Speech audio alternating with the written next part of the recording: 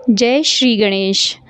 हमारे ज्ञान सागर चैनल पे आप सभी भक्तों का स्वागत है।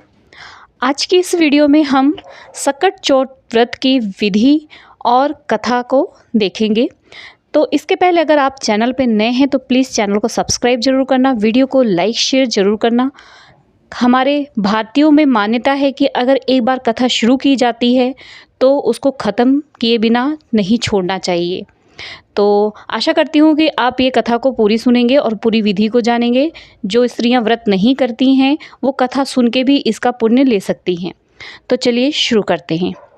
सकट चौथ का व्रत माघ महीने का पहला व्रत सकट चौथ जो कि 10 जनवरी 2023 को है।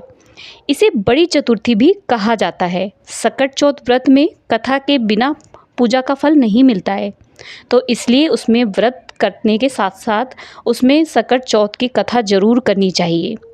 आइए बताते हैं इसकी विधि पहले कि कौन कर सकता है। माघ महीने का पहला व्रत सकट चौथ 10 जनवरी 2023 को है।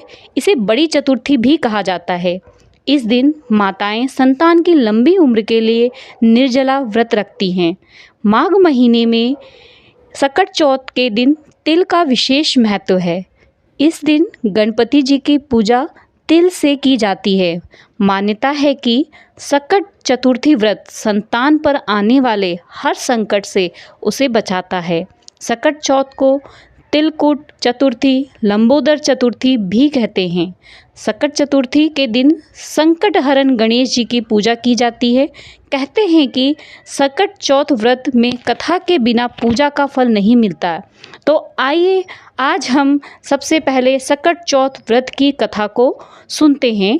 आज मैं आपको सकट चौथ व्रत की कथा, जो कि पौराणिक कथा, बहुत ही प्रसिद्ध कथा है, वो सुनाने जा रही हूँ। पौराणिक कथा के अनुसार एक नगर में साहूकार और उसकी पत्नी रहते थे। दोनों का धर्म कर्म में काम में मन नहीं लगता था। एक दिन साहूकारनी अपने पड़ोस के घर गई। पड़ोसन को सकट चौथ की पूजा कर उसने इस व्रत का महत्व पूछा।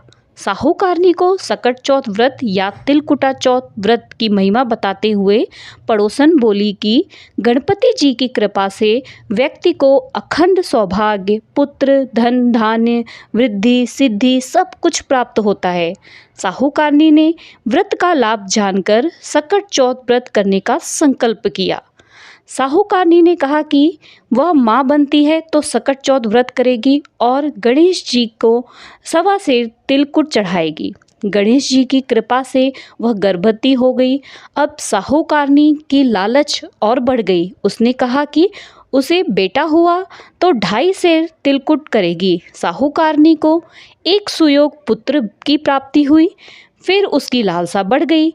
अब वह बोलने लगी कि अगर उसके बेटे का विवाह हो जाता है तो वो 5.25 सेर तिलकुट करेगी। गजानन के वरदान से उसका विवाह भी हो गया, लेकिन वह तिलकुट चतुर्थी करना भूल गई। साहूकारनी के बेटे का विवाह तय हो गया। लोभी साहूकारनी को सबक सिखाने के लिए गणपति जी ने अपनी माया से शादी वाले दिन उसके बेटे को गायब कर दूर कहीं जंगल में पहुंचा दिया। माता पिता और सभी वर के गुम हो जाने पर चिंतित होने लगे। विवाह टल गया। एक दिन साहूकारनी की होने वाली बहू सखियां संग जंगल में दुर्वा लेने गई थी।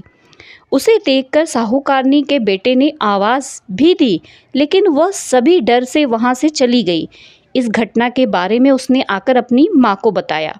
गांव वालों और साहूकारनी के समधियों ने वहां जाकर देखा तो उनका दामाद घने जंगल में एक पेड़ पर बैठा था।